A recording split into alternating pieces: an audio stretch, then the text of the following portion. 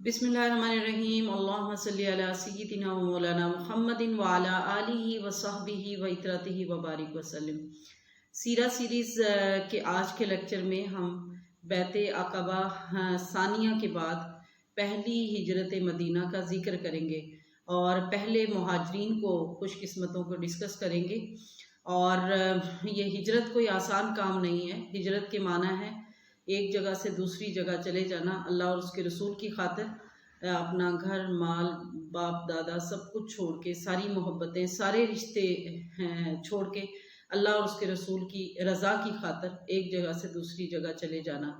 تو سب سے پہلے مہاجر جو ہیں خوش قسمت حضرت ابو سلمہ ہیں۔ حضرت ابو سلمہ ان خوش نصیب لوگوں میں سے ہیں جنہوں نے رسول اللہ صلی اللہ علیہ وسلم کے حکم مبارک پر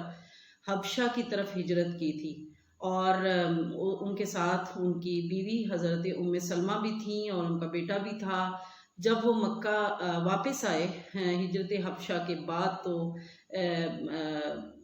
مکہ کے لوگوں نے ان پہ مظالم ڈھائے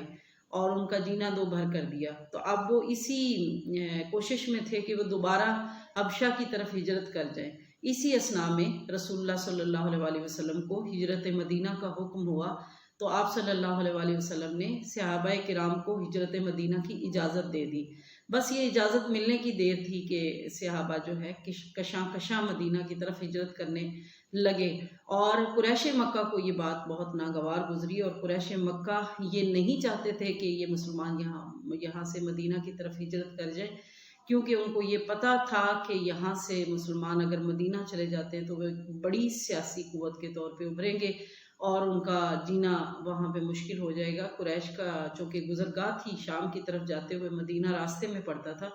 تو وہ یہ سمجھ رہے تھے کہ اس ہجرت کا مطلب کیا ہے، اس لیے وہ طرح طرح سے روڑے اٹکا رہے تھے اور مہاجرین کے اوپر مظالم ڈھائے جا رہے تھے۔ حتی الممکن جتنی وہ کوشش کر رہے تھے وہ اس ہجرت کو روکنے کی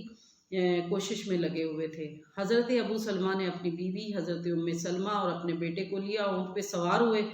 اور مدینہ کی طرف چل نکلے۔ قریش مکہ کو اندازہ ہو گیا کہ آپ پرماننٹلی یہاں سے جا رہے ہیں، اور خاص طور پہ ان کے سسرال والوں کو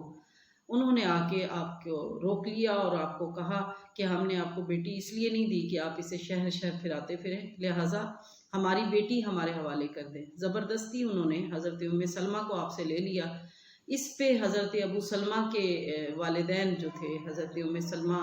کے سسرال والے، ان کو طیش آیا اور انہوں نے کہا کہ آپ نے اپنی بیٹی ہمارے بیٹے کے پاس نہیں رہنے دی، تو اب آپ کا یہ حق نہیں بنتا کہ ہمارا بیٹا اپنے پاس رکھے۔ یعنی ابو سلمہ کے جو بیٹے تھے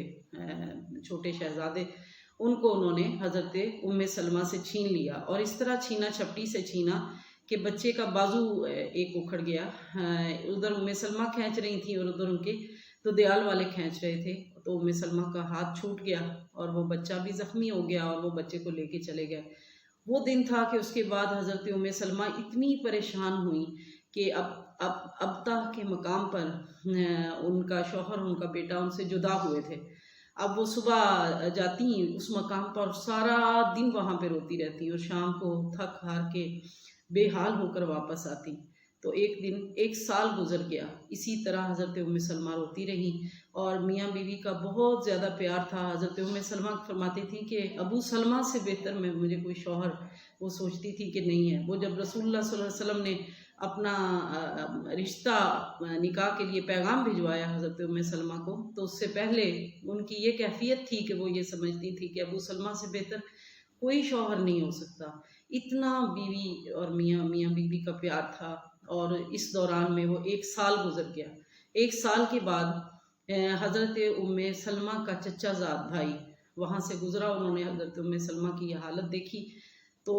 انہوں نے جا کے ان کے گھر والوں کو لعن طعن کی کہ اس کو اپنے بیٹے اور شوہر سے آپ لوگوں نے جدا کیوں کر رکھا ہے، آپ اسے اجازت دے دیں کہ وہ اپنے شوہر کے پاس چلی جائے۔ اس پہ حضرت ام سلمہ کے گھر والوں کو تھوڑا خیال آیا اور ترس آیا، اور انہوں نے حضرت ام سلمہ کو اپنے شوہر کے پاس جانے کی اجازت دے دی۔ تو حضرت ام سلمہ تنہا اپنے بیٹے کو لے کر اپنے شوہر کی طرف یعنی مدینہ کی طرف روانہ ہوئی، اور اتنے 100 میل کی مسافت اور اکیلی خاتون، وہ کیا کیا مصیبتیں، وہ کیا کیا صعوبتیں آپ چشم تصور میں لائیے کہ لوگ قافلوں میں سفر کرتے تھے اور بڑے بڑے گروہوں میں سفر کرتے تھے، ایک اکیلی خاتون اللہ اور اس کے رسول کی رضا کی خاطر اپنے شوہر کی بستی میں جا رہی ہے اور اس کے ساتھ ایک بچہ ہے چھوٹا۔ تو تنعیم کے مقام پر جب پہنچی تو عثمان بن ابی طلحہ مل گئے۔ عثمان بن ابی طلحہ نے ابھی تک اسلام قبول نہیں کیا تھا۔ انہوں نے جب حضرت ام سلمہ کو اکیلا دیکھا تو وہ ان کے ساتھ چل پڑے اور انہوں نے بحفاظت جب قباء کی بستی نظر آئی تو انہوں نے کہا کہ آپ اس بستی میں چلی جائیں، اللہ آپ کی حفاظت کرے، یہاں آپ کے شوہر رہتے ہیں۔ حضرت ام سلمہ فرماتی ہیں کہ میں نے عثمان بن ابی طلحہ جیسا باعزت اور شرم کرنے والا انسان میں نے نہیں دیکھا۔ اور پھر حضرت ام سلمہ جو ہے وہ اپنے شوہر سے جا ملی۔ اس کے ساتھ ساتھ حضرت صہیب رومی کی ہجرت کا ذکر آتا ہے۔ حضرت صہیب رومی جب مکہ آئے تھے تو وہ تنگ دست تھے، ان کے پاس مال متاع کچھ بھی نہیں تھا، بلکہ کہیں بک کے غلام کے طور پہ آئے تھے۔ تو کسی نے انہیں خرید کر آزاد کر دیا اور یہاں پہ انہوں نے اپنا کاروبار شروع کیا۔ اللہ نے انہیں بہت زیادہ مال اور برکت دی، اور اسی دوران میں جب وہ ہجرت کرنے لگے تو قریش مکہ نے ان کا راستہ روک لیا۔ انہوں نے کہا کہ تم تنگ دست تھے جب یہاں آئے تھے، یہاں سے تم نے اتنا مال اسباب کمایا اور اب تو ہم کسی صورت میں بھی آپ کو یہاں سے نہیں جانے دیں گے۔ تو انہوں نے فرمایا کہ اگر یہ مال اسباب میں آپ کو آپ کا واپس کر دوں تو کیا آپ مجھے جانے دیں گے؟ تو وہ بڑے حیران ہوئے اور انہوں نے آپ کا راستہ چھوڑ دیا، ان کے پاس کوئی جواب ہی نہیں تھا۔ تو حضرت صہیب رومی نے اس طرح اپنا مال اسباب سب کچھ قربان کر کے اللہ اور اس کے رسول صلی اللہ علیہ وسلم کے حکم کی تعمیل کی اور مدینہ کی طرف ہجرت کی بے سر و سامان۔ جب رسول اللہ صلی اللہ علیہ وسلم کو حضرت صہیب رومی کی اس ہجرت کے واقعے کا علم ہوا تو آپ نے فرمایا صہیب نفع میں رہا، صہیب نے بہت نفع کا سودا کیا۔ اس طرح حضرت عمر فاروق نے ہجرت کی، اور حضرت عمر فاروق وہ پہلے شخص تھے، یعنی شاید مدینہ میں یہ ایک ہی شخص تھے جنہوں نے علل اعلان ہجرت کی۔ انہوں نے اعلان کر کے ہجرت کی، ان سے بہادر اور جری کوئی نہیں تھا، مکہ والے ان سے ڈرتے تھے، اور انہوں نے اعلان کر کے ہجرت کی اور کوئی ان کا راستہ نہیں روک سکا۔ بہت بہادری سے انہوں نے ہجرت کی، اور اس کے ساتھ ساتھ بہت سارے ایسے مہاجر ہیں، کوئی پے در پے جیسے جیسے کسی کو موقع ملتا گیا وہ ہجرت کرتے گئے۔ نبی پاک صلی اللہ علیہ وسلم کی جب ہجرت ہوئی تو اس وقت تقریباً سب لوگ ہی ہجرت کر چکے تھے سوائے حضرت علی کے۔ حضرت علی رضی اللہ تعالیٰ عنہ کو آپ نے روکا ہوا تھا، حضرت ابو بکر صدیق کو آپ نے روکا ہوا تھا،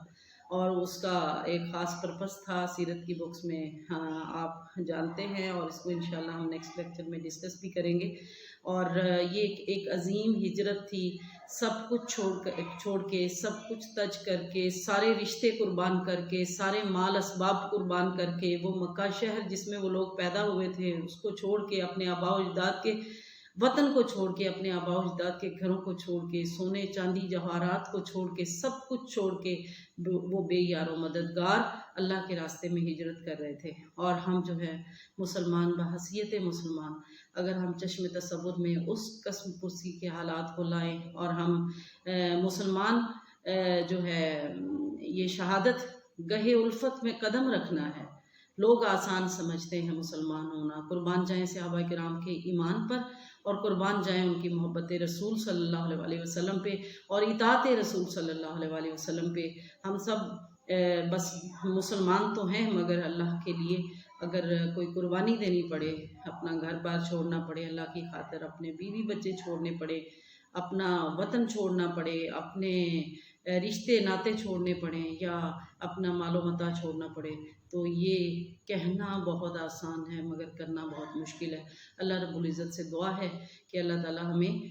دین پہ استقامت عطا فرمائے، اور اسلام کے راستے میں کسی بھی قسم کی اگر ہمیں کوئی قربانی دینی پڑے، جانی مالی کسی قسم کی قربانی دینی پڑے، تو اللہ تعالی ہمیں اس کی توفیق عطا فرمائے کہ ہم اس پہ پورا اتر سکیں۔